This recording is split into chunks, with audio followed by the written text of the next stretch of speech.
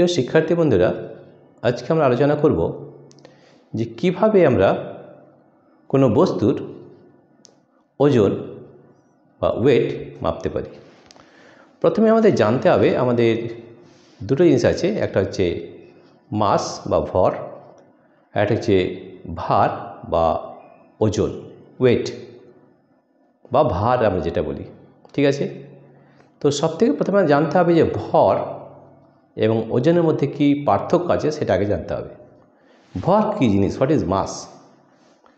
মাস বা ভর হচ্ছে ইট is the property of matter, property of an object. এটা একটা প্রপার্টি, একটা বৈশিষ্ট্য।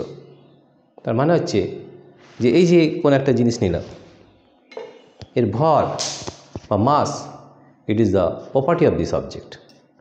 এবার হচ্ছে এই যে ভর, এর ভরের কোনো পরিবর্তন হবে না। ইট is the quantity of matter present in this object. Quantity of matter, কতটা ম্যাটার রয়েছে এর মধ্যে, কতটা ম্যাটার, দ্যাট ইজ মাস। আর এই মাসের কোনো পরিবর্তন হবে না, আমি যেখানেই নিয়ে যাই না কেন। এই অবজেক্টটা যদি আমি চাঁদে নিয়ে যাই, সেখানেও মাস একই থাকবে। পৃথিবীতে বা অন্য গ্রহে যদি নিয়ে যাওয়া হয়, এখানেও কিন্তু মাস কিন্তু একই থাকবে, এর কোনো কিন্তু পরিবর্তন হবে না।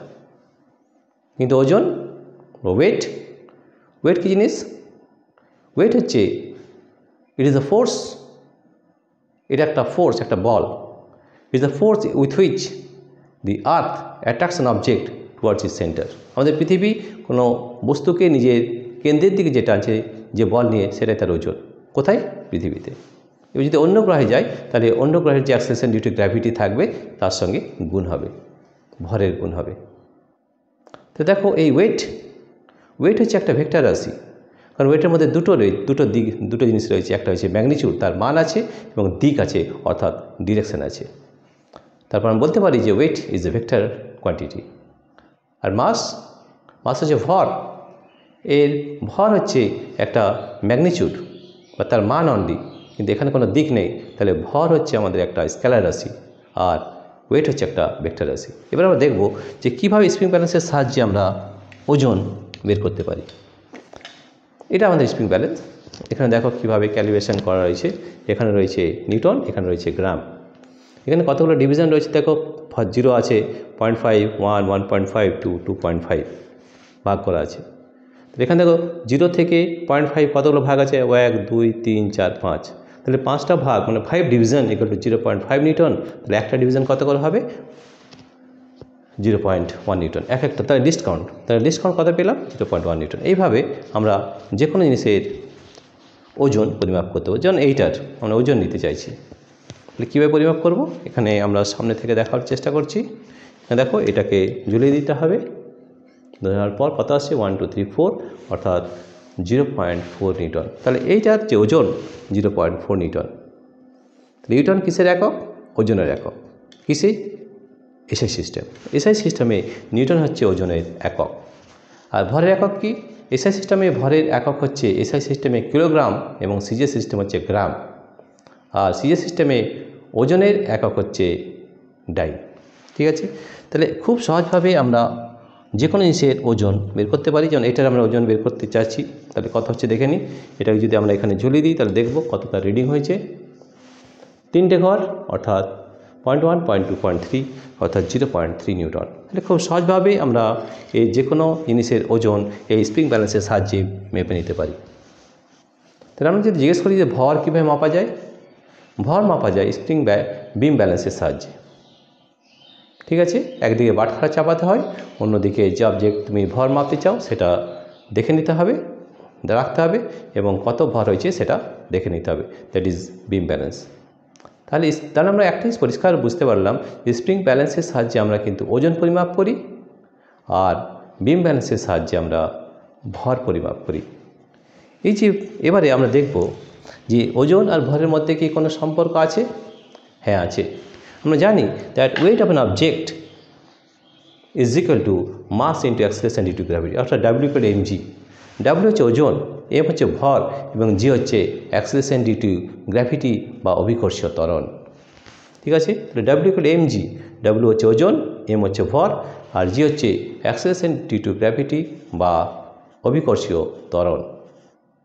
ঠিক আছে, তাহলে আমরা দেখালাম যে কীভাবে স্প্রিং ব্যালেন্সের সাহায্যে আমরা ওজন নির্ণয় করছি। এখন প্রশ্ন হচ্ছে কি, এই স্প্রিং ব্যালেন্সের সাহায্যে কি আমরা ভর পরিমাপ করতে পারবো? হ্যাঁ, পারবো। কীভাবে? আমরা করে দেখাচ্ছি যে আমরা যদি এই জিনিসটা নিই, তার ভর কীভাবে পরিমাপ করতে পারবো। এখানে দেখো দুটো স্কেল দেওয়া আছে, এটা খুব ভালো করে লক্ষ্য করো। এখানে আছে নিউটন, এখানে আছে গ্রাম। তো এই যে আছে গ্রাম, এই স্কেলের সাহায্যে আমরা কিন্তু ভর পরিমাপ করতে পারবো। ঠিক আছে, দেখো আমরা ভর পরিমাপ করছি। এখানে দেখো, এখানে দিলাম কয় ঘর গেছে, 1 2 3 4। তাহলে আমরা দেখো 5টা ঘর সমান যদি 50 গ্রাম হয়, আমরা আগে লিস্ট কাউন্টটা বের করে নিই। 1 2 3 4 5, 5টা 5 ডিভিশন 50 গ্রাম, তাহলে 1 ডিভিশন 10 গ্রাম, 10 20 30 40, 4 ঘর গেছে। তাহলে এটার যে ভর সেটা হচ্ছে 40 গ্রাম। ঠিক আছে, আবার যদি এটার ভর আমরা বের করতে চাই, সেটা আমরা বের করতে পারবো। আমরা দেখে নিচ্ছি কত হচ্ছে।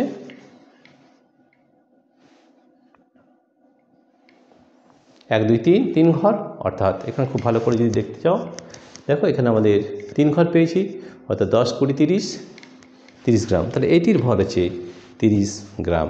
ঠিক আছে, তাহলে দেখো এই স্প্রিং ব্যালেন্সের সাহায্যে আমরা দুটোই পরিমাপ করতে পারছি, একটা হচ্ছে ওজন এবং একটা হচ্ছে ভর। কিন্তু সাধারণত স্প্রিং ব্যালেন্সের সাহায্যে আমরা কি পরিমাপ করি? ওজন পরিমাপ করি। ঠিক আছে, আর ভর পরিমাপ করি বিম ব্যালেন্সের সাহায্যে। এটা আমাদের মনে রাখতে হবে। The spring balance weight measures the weight of an object, but beam balance measures the mass of an object. ঠিক আছে, তো স্প্রিং ব্যালেন্স ও মাস ইমিডিয়েটলি জানলাম, এবং আমরা জানলাম যে কীভাবে এটা কাজ করে। এবারে আরেকটি জিনিস মনে রাখতে হবে আমাদের, এই যে স্প্রিং ব্যালেন্স রয়েছে, স্প্রিং ব্যালেন্স কোন প্রিন্সিপালের উপর কাজ করে? আমি আগে আলোচনা করেছি, আবার বলছি, spring balance works on the principle of Hooke's law. Hooke's law অনুযায়ী এই স্প্রিং ব্যালেন্স কাজ করে। ঠিক আছে, তাহলে আমাদের স্প্রিং ব্যালেন্সের যে হুকস লটা কী আছে? Hooke's law states that the force applied on this hook is directly proportional to the distance the spring extended from its rest position. এই যে রেস্ট পজিশন থেকে যে কতটা ডিস্টেন্স যাচ্ছে সেটার উপর ডিপেন্ড করছে the force on which the earth attracts object towards its centre. ঠিক আছে, তাহলে এই যে আমাদের স্প্রিং ব্যালেন্স হুকস প্রিন্সিপালের উপর কাজ করে, এবং স্প্রিং ব্যালেন্সের সাহায্যে আমরা ওজন পরিমাপ করতে পারি, এবং ওজন এবং ভরের মধ্যে যে আমাদের সম্পর্ক রয়েছে সেটা W = mg। W is the weight of an object, m is the mass of the object, and g is the acceleration due to gravity বা অভিকর্ষ ত্বরণ।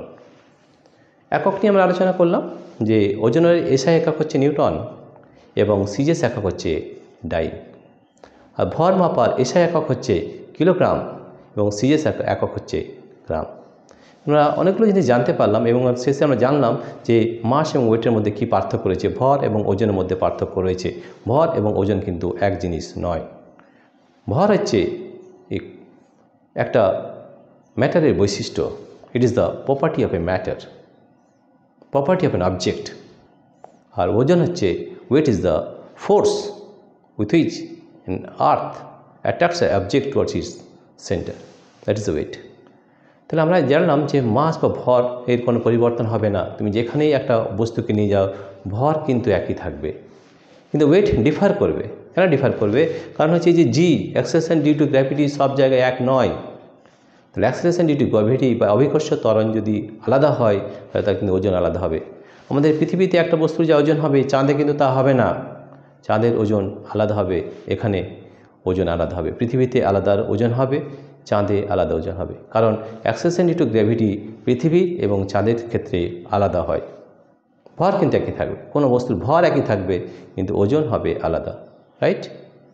প্রিয় শিক্ষার্থী বন্ধুরা, তোমাদের যদি এই ভিডিওটি ভালো লেগে থাকে তাহলে প্লিজ সাবস্ক্রাইব, লাইক ও শেয়ার করবে।